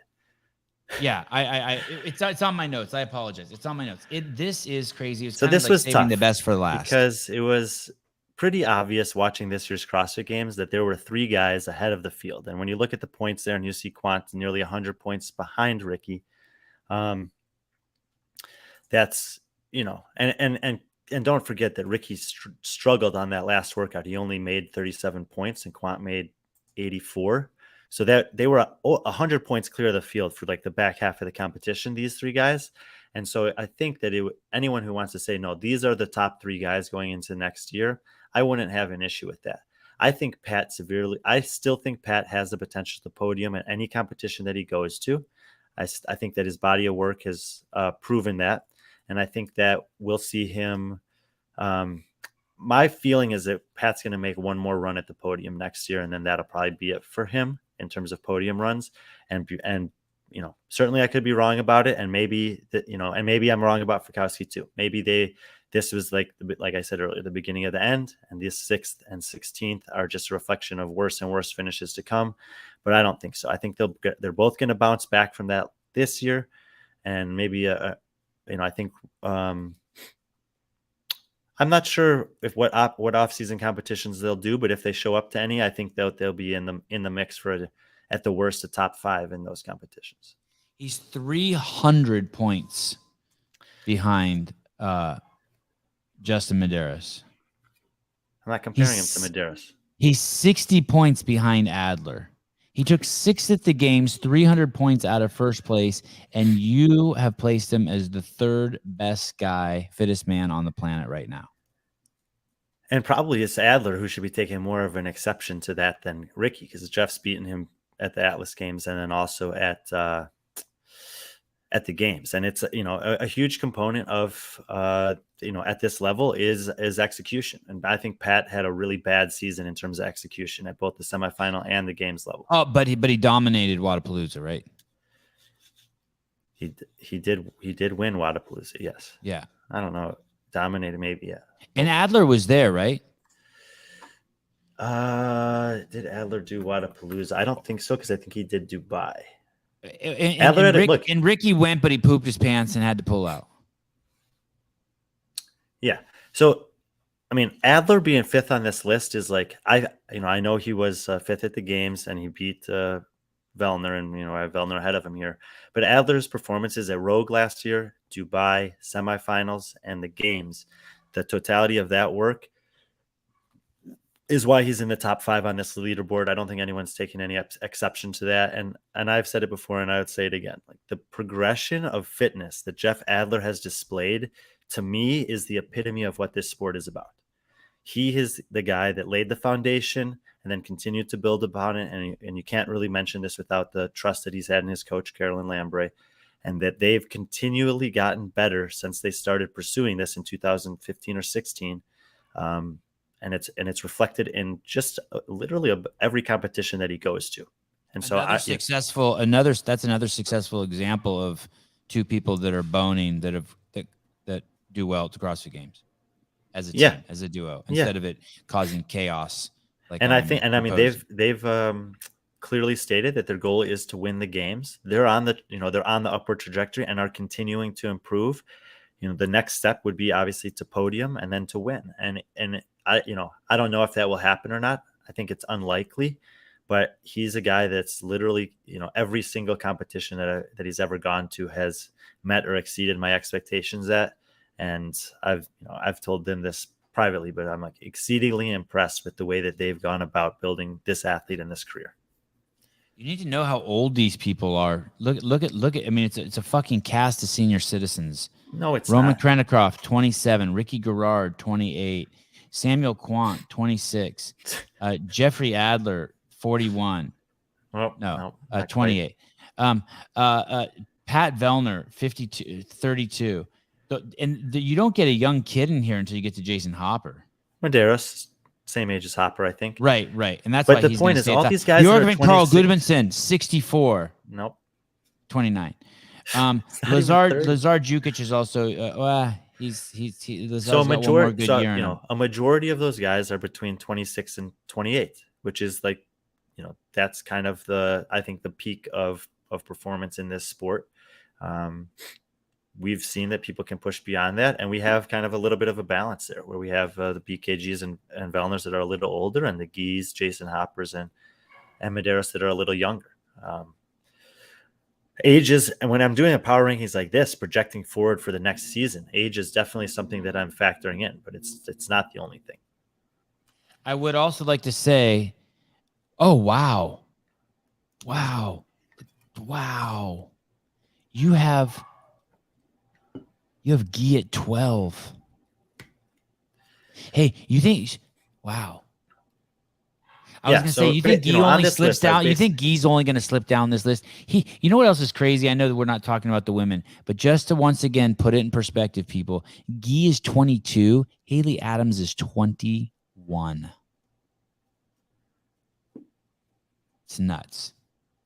You think Guy's going to keep slipping down this list of yours? I'm not sure. I mean, the big, Guy obviously he has an incredible skill set and he has the potential to win workouts anytime he shows up to workout, regardless of who's in the field. the big question this year was, how would he do on the long tests? And he ended up doing worse this year at the games than last year. Just remember, like I said, that this would happen. There would be guys that would come in fitter and place worse at the games. The field is getting better, more deep, and you have less opportunities for error or poor performances. So he may end up getting better and still continue doing worse. What is this? This guy's just keep telling you how great you are. Well, thank you, Nick. Okay. Yeah, so I think Guy has top 10 potential for sure. I think that on this list, there was a little bit of a line after 12. It was probably a line after like 5, and then 6 through 12, which is 7 guys. That was kind of like the next grouping for me in doing this, where I was trying to pull them apart, and then another group after that. So I had Guy at the back of that group. But if you look at the guys that are ahead of him there, like people had Saxon Panchik finishing on the podium. He had a relatively poor performance compared to what we're used to. So I don't think it's like that crazy to put Saxon ahead of Guy. Jason Hopper, we talked about for a while. Brent Fikowski, yes, he did worse than him this year, but you look at the total body of work and everything he's ever done, and he's the type of guy where if he wants to come back and compete, he'll probably learn more from this competition than any other guy and go about trying to make sure that Saxon. You're referencing Saxon? No, number 11. Brent. Oh, Brent. Okay. I'm just looking at the guys ahead of him. So it's like, yeah, he's in 12th there. We're fully aware of the fact that he could finish in the top 10 at the games again next year, as he has done the last 2 years. But when you look at the people that are ahead of him, some guys suggesting that Sam Quant is better than Medeiros or could beat Medeiros. He had obviously an incredible performance, finishing 4th, and I have him ranked 8th. He's probably feeling a little slighted by that. So someone wants me to put Guy ahead of Quant. Like, who do you want me to put him ahead on this list? Fikowski? Maybe. Saxon Panchik? Maybe. So like 10th is the highest I could really see him possibly being ranked.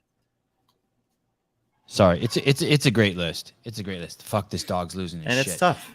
It's tough. These guys are all good. The margins for error are small. Some changing in the semifinal format could have an impact on the way that the season shakes out next year. Who knows? So, so I think it's appropriate spot for him. I think that Guy still needs to, prove to me that he can make the necessary improvements like Hopper did from last year to this year. It's a big deal to go from 19th to 7th, and to go from 7th to 10th is not, obviously is a lot less impressive. Nick Vazios. Nick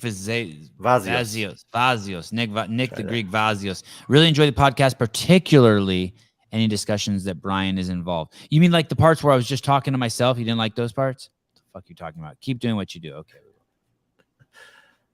I think he's meaning like just all the podcasts you come on, he really likes.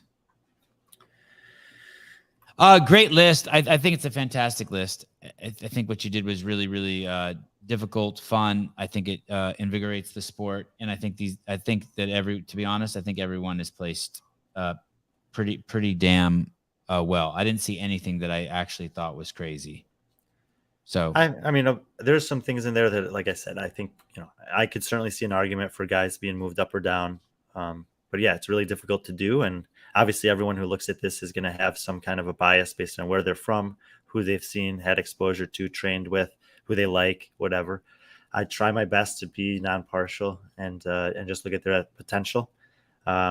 And just like in anything else, when you're doing this, like some things I'll be probably right on the money with, and people will look back and be impressed by, and other things you could look back 6, 9, 12 months from now and say, wow, Brian, wow, that was really terrible. Bill Leahy, 33rd, or whatever it is. Jamal Smith, welcome to the Morning Chalk Ups, the bottom line. Please, what is your bottom line, Jamal? I was going to actually send a message to Brian a day or two ago saying that I was going to ask him a question about this, but what did he think about possibly trying to do a ranking on which background is best for the CrossFit athlete? So, like, of course, we know a lot of the women have gymnastics or even Vellner, and then Justin Medeiros being a wrestler. I think that would be a pretty cool show for y'all to possibly do.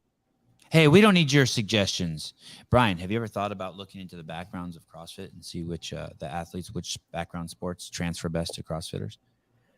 Yeah, I have thought about it. It's, it's difficult because you might have a guy like Lazar Jukic who has a water polo background, and he's the only person that I know of that has a water polo background. So can I say that water polo is if you're good at water polo or have a competitive water polo background, that you're going to become a good CrossFitter? I have no idea. We can look more historically, and we can say that there have been frequently guys who used to wrestle that have translated into good CrossFitters, or guys or girls that used to do gymnastics for 10 years, and that's translated over well. We've seen in a few instances where people that were, very good or competitive weightlifters can make the transition. And then of course track also have had some, especially on the women's side, like Brooke Wells and Tia, that have translated over. But I love it too. Like when you say water polo, I just hear about something that just gives you insane metabolic capacity and grit, because those dudes are basically scratching and kicking each other fucking under the water. I mean, it's basically it's awesome. Same with wrestling, right? It's the grit component. It's a great idea, Jamal. Thank you, Jamal. What do you think is the best? By the way, what sports do you think? I mean, it used to be back in the day it was gymnastics, but maybe it's changed. Maybe it's evolved. Listening to Chase and Ingram, Chase and Bill Brundler, hearing about how wrestlers can consistently go to that dark place and allow themselves to hurt, I think that plays a big part on the male side. Also, you see, I guess you would say women like Tia, Danielle Brandon that do have, and I think Brooke Wells as well. They have that track background, which can also correlate to stuff like the longer runs, but they also have the leg endurance to do workouts that might be more leg heavy, with like that last event with heavy thrusters. I mean, not heavy thrusters, but a decent volume of thrusters. So that'd be my pick, for women track and for men wrestlers. It's good. Yeah, it certainly is a good pick. The other thing is Chad Schroeder, actually, he prepares and tries to find background information for all the games athletes every year, and we'll share it with the broadcast and other relevant people. And it's also interesting when you see someone that's listed as having like a background in swimming and gymnastics and track, and you're like, oh, but and I'm not exactly sure which one of those things was maybe the focus for that athlete. I just know that they have some experience with each. So in a case like that, I wouldn't necessarily know where to categorize them. Right, and then we have Emma Lawson, the dancer. Very bizarre, but started CrossFit early. All right, thank you, Mr. Jamal. A brilliant contribution. Thank you for keeping me on speed dial. Tell your wife I said hi. Clive McLaughlin, 5 sterlings. Would you see value in super teams allowing older, much loved athletes a soft exit before retiring? Would it also improve the attention teams get? I fuck super teams. Brian, your opinion? I'm not really sure what he's asking, but I think that. Would you like to see it so you didn't have to play the you belong to an affiliate game for 6 months and just like open the doors like it used to be and just be like, yeah, have who you want on your team? Go. It depends what this is. CrossFit has to decide, and there have been a lot of people who mentioned to me over the last year or two that there should just be 2 different divisions. There should be an affiliate cup, and there should be the fittest team competition, and that you don't, if you have the affiliate cup, you can have more strict regulations about what that means to be a part of the affiliate, because it's not going to be an issue. Everyone knows whether you're really a part of the affiliate or not. And if you're just manipulating the things or moving and whatever for a period of time to do that, everyone knows that too. And if you want to have the best level of team competition, then you make an elite division, which is no rules. You just get 4 people, you show up, you do the competitions, the best people qualify and throw down. And then on the other hand, you have the affiliate division, which is for true homegrown affiliates, where maybe you have a prerequisite of having actually lived and trained at that place for a year or 2 years or something like that. And, that would be a better representation of what the affiliate cup used to be, when it first started, which is who's got the fittest affiliate. This guy Julian really knows his shit. Sevan knows how much pickleball helps, because they were saying he knows his shit, or he's just stalking you. Well, both. I mean, I just can't believe. I mean, pickleball is just for my goofballs. It's just I can't even believe pickleball is a real thing. It says everything about our society. I mean, I'm glad people play pickleball, but do you think it's more or less ridiculous than disc golf? It's in the same category. I mean, I'm happy. I'm happy. It's okay. Disc golf's better. I mean, disc golf's better than real golf. Real golf is just absurd. Sorry, Blaine. Blaine Barber on the other day. Okay, if you want to see this list of the the official list, power rankings list going to the 2023 season, this is the list, the only list, the most important list. This is where we start off. This is our baseline. This will change. You go to Brian Friend's Instagram account and you can see the list. It's a nice list. Brent, who did the graphics? Michael Brink. Brian, what will happen? When will we see this list change? What is our next date? It is August 23rd. I think if we do it again, I'd probably do it before the Open. I'll let all the off-season, preseason competitions have a chance to run their course, because we'll see some people compete in Rogue and nothing else. We might not see certain athletes compete until Wadapalooza, and we may have an extra data point on them at that point. That could be significant, especially for the guys that are like 50 through 100. There's some athletes in that list that I'm really hopeful will get a chance to compete in either Dubai or Wadapalooza. You know, guys like Hamza Tarefi, Thiago Lucis, Lionel Franco. These are Benoit Boulanger, Ludwig Hansen, guys that got on my radar this year, but I need to see a little bit more from them to see if I think they can actually make a push to qualify for the games next year. And hopefully after the preseason or off-season runs its course, we'll have a little bit more information. And I think at that time it'd be appropriate to do it again. Darren Lyle. No, not salty. I'm having fun. I think it just means since you've spent a lot of time by the ocean, just like salt. Maybe there is a lot of salt in my hair, but I'm just having a lot of fun. I'm excited to do this. I always get excited when Brian and I do shows. I do watch the schedule. Brian and I will be scheduling another show soon with the woman rankings. Caleb Beaver. I think we'll also revisit the all-time rankings. Okay. Fantastic. And what will that go down to? What is that all time? I'm not sure. I might go down to 30 for the all time, because I have a minimum criteria for that. And it's and a couple of significant athletes like Justin Medeiros have now exceeded that. And so we'll have to find a place for them on the list. And then that people like Rich Froning pop up on the list because it's the all time. Matt Fraser, Rich Froning. People that aren't competing. And the most fun part about that Hiller. Is really, no, not him. But the most fun part about that is seeing where the people right now that are competing start to make their appearance relative to the the names from the past, like Matt Chans and Graham Holmbergs and Jason Kleep. I want to see. Do you know who Taylor? Do you know who Taylor Sykes is? I want to see Taylor Sykes. No, I don't think so. The women's list is done. Julian the Hooligan Garcia, it is done. I wonder if there's one person. I wonder if Julian in the top 100. It's not her. I wonder if Julian and Jeremy are related. Well, I saw this comment, Jeremy. That's why I wanted to mention about the all-time rankings. We'll try to get those in too. Caleb, I'm sorry you couldn't make the show. We missed you, brother. I know you're doing important stuff to save lives, and we appreciate you, and you're in our thoughts. Matt Souza, the executive producer of the show, thanks for getting everything scheduled. Will Brandstetter, thank you for all the graphics. Jen McDonald, everyone that helps, and of course, California Hormones. Gabe at Paper Street Coffee, Vindicate, all the sponsors. Please subscribe to the newsletter, and how you really, really want to subscribe to this podcast, but you want to click that bell because we do so many podcasts. You want to be notified, and it'll just pop up on your phone and tell you when we're going.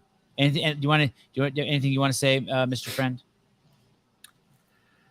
No, I appreciate all the comments on Instagram. I apologize if there's someone that I forgot. I know there are a couple of people that could have been on this list, but trying to do justice to all the men all over the world here that are throwing their names in the ring and trying to become one of the fittest on earth. And hopefully something like this brings more recognition and credibility to all of their efforts and pursuits. And if you're not on it and want to be on it, give us a reason to add you to the list.